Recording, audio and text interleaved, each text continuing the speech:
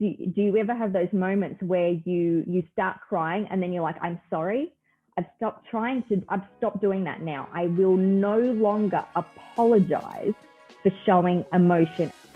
Hello, my name is Joey Coppage, the fertility nutrition coach, and I'm teaming up with other champions of fertility healthcare to shed light on its importance and highlight its diversity. I'm joined today by Jennifer Robertson, who is a fertility coach and author of the book, The Injustice of Infertility. And today I'm excited to spotlight her corner of the fertility world. Jennifer, welcome, and thank you for being here. Thank you so much for having me. Okay, so you found yourself working in the infertility support community, as it were, for the same reasons that most people do, which is that you were consumed by it yourself. Now you teach women techniques that help them cope. At what point did having a baby go from hopeful desire to unhealthy obsession to overwhelming consumption? That's a really hard question, because when you're in the moment, you don't actually realize that it's happening, and I like to explain it as the fertility consumption life cycle, something that I've coined. And it's, when you first started trying to have a baby, it's this freeing, exciting experience, and you've seen it in movies and you see all of your friends doing it as well. So it's really exciting. And so it takes up just a small part of your life, so fertility is here, your desire to have a baby is just kind of sitting here, and the longer that you're on it, it takes up a little bit more of your thoughts and a little bit more of your finances and a little bit more of your headspace. And for me, we went down the path of surrogacy, and all of a sudden you do wake up one day and you don't realize who you are anymore. And it was that point where there was no regard for anyone else's thoughts or emotions or feelings. It was just this complete, I just want my baby now, and I'm not going to worry about how I get it or who may potentially get hurt in the process. And it becomes your identity as well. It's not just I want to have a baby. It is, if I don't have a baby, who am I? This is the only thing that is going to ever make me happy again is having a baby. And that's the complete consumption. And the longer you are on this journey, the harder it is. And also the hardest thing is becoming aware of it as well, because a lot of the time you just don't realize. In your book, you talk about your sister-in-law, am I right? Was your surrogate? Yes. And right. So in your book, you talk about how, you guys were very excited at first. She was very willing. And over time, your husband and the sister-in-law and your parents all sort of came at it in their own way of being really cautious. And that sense of caution around it sort of turned into resentment for you. What is it like to have something that is supposed to be such a joyous part of your life that you've started to identify with sort of morph into something completely opposite? Yeah, and that's exactly what happens, and that's where we were. We were at this excited place, and we saw finally, because we'd been on our journey trying to conceive for almost 2 years by that stage, and so this was a new door that was being opened, and we were excited about it, and we had closed off any thought of this could go wrong, and so we were hell-bent on doing it. And when people were coming at us saying, well, have you really thought about it?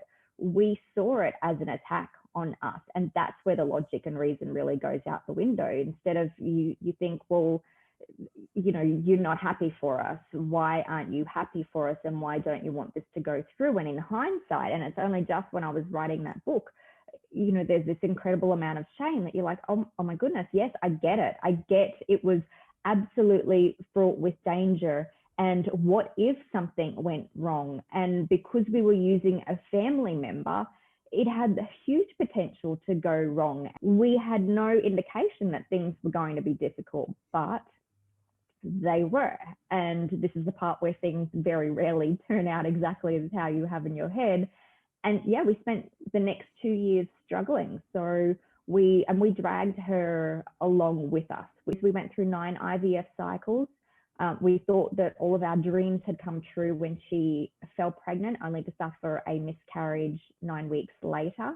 And we hadn't imagined that. What do you do when you cause a woman, a loved one, to go through one of the hardest things that a woman can really go through, which is a miscarriage? And she had never had any experience with that before. So it's almost like we caused this for her, and we opened her up to something that she'd never been opened up to. And we were very lucky that she kept on going. She's very determined, like me, very stubborn. And she was like, you know what, we've come this far, I'm going to give you a baby. And she kept on going. And we eventually had Luca, who is now almost 6 years old. So we were very lucky. You characterize what you did with her as dragging her along or dragging her through it. Do you think she would agree with that characterization? No, absolutely not. Absolutely. Or is that just your ego, not. like pounding at the door? Oh, yes, absolutely. And that is exactly what happens on this journey. We feel like, and as a woman, we take on all of the responsibility as well. It is all my fault. I am the reason why my husband or partner will never be a father. And we take it on, and it's not based on logic. And yes, and it is really interesting you point out that I still use that terminology, that we dragged her along.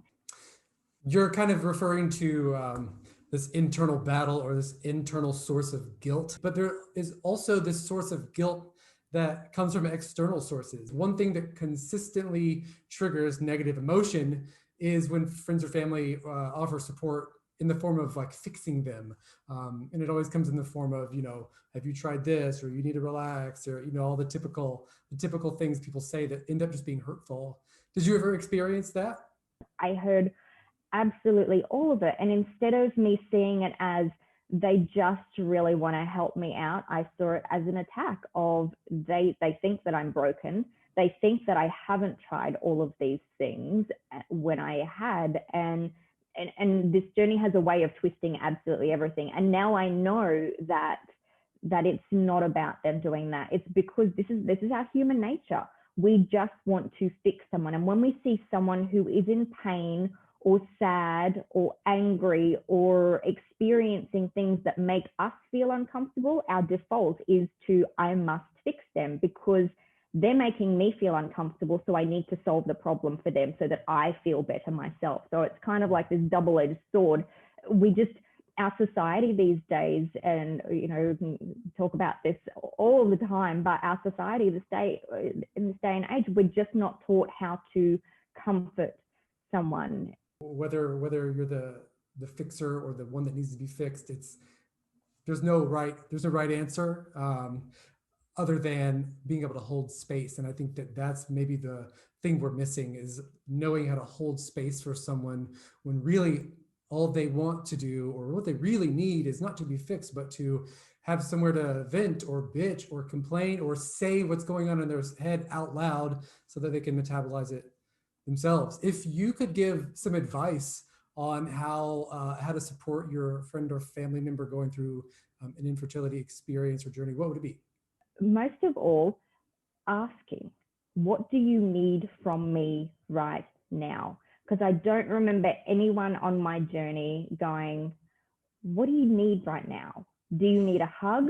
Do you need me to just shut up while you talk and cry or vent and shout and all of those? Do you want me to give you space? So really it's just holding space and asking them for what they need. Other than moral support, what kind of support do you wish you had when you were starting out, or anywhere in the middle? I needed to let myself be helped, because it's one thing having help out there, but it's another thing being able to feel like you can put your hand up and go, you know what, I'm not dealing with this, okay? I think for me, it would have been helpful to just be vulnerable and go, you know what, I'm not doing okay. Do you ever have those moments where you start crying and then you're like, I'm sorry, I've stopped doing that now. I will no longer apologize for showing emotion. And I think that we need to get that into our mindset. No apologizing for showing emotion. The proper response really is thank you instead of I'm sorry. And of course, it always turns into a laugh if someone's crying, and then they say, I'm sorry for crying. And then you say, don't say sorry. And then they say, oh, I'm sorry for saying sorry. So it's just it's a roller coaster. But the most appropriate response, and tell me if you disagree with this, is to say thank you. If I have something to cry about and I need to let that out, it's probably the most appropriate for me to thank you for holding that space for me, and to thank you for, not judging me. Not that you should, but you may, right? Or I may feel like you are. Yeah, absolutely. So if you don't mind me asking, what was the cause or the explanation for your infertility in the first place? Yeah, so I never developed a lining on my uterus. So when we first went to a fertility specialist, they tested both my husband and I. My husband's sperm motility wasn't fantastic. And so based on that, they just said to us, which it kind of annoys me now that I know more information, they just said to us, okay, well, we'll go down the path of IVF. Not, okay, well, let's have a look at your husband's sperm. What's his diet like?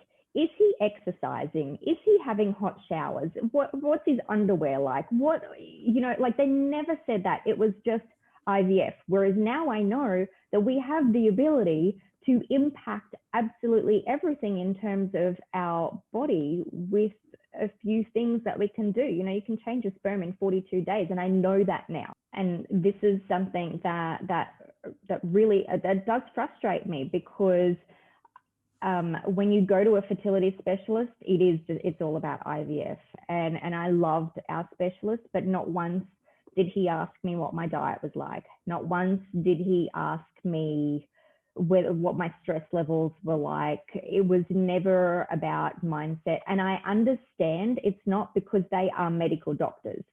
And so of course they're going to go towards the drugs and all of those remedies that aren't natural, because that's what they know. Doctors are accused of having a God complex sometimes, meaning that they can do and fix all things. But a lot of times that's really our fault, right? We assume that they can do and fix all things, and we assume that they have all of the answers.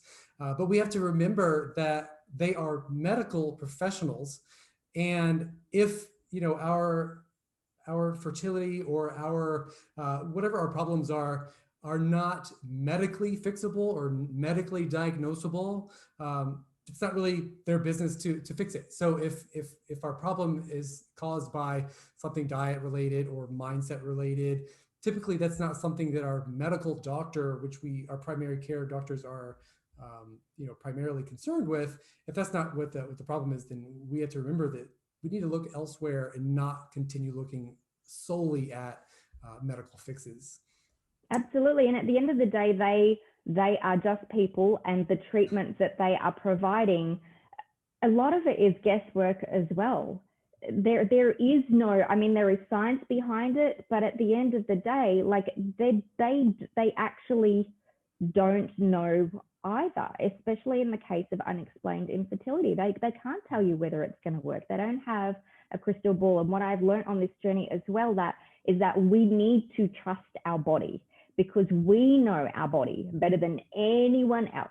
You've been living in it for your whole life, and your fertility specialist doesn't know everything about your body. And so it's being able to advocate for ourselves as well. And if something doesn't feel right, or if you know that a certain drug that you used last time is not good for you, you need to speak up. Or if you know that something worked better last time, you need to speak up and not just sit back and go, well, they know what they're doing. No, you know your body better than anyone else. And it's our responsibility to listen to our intuition as well.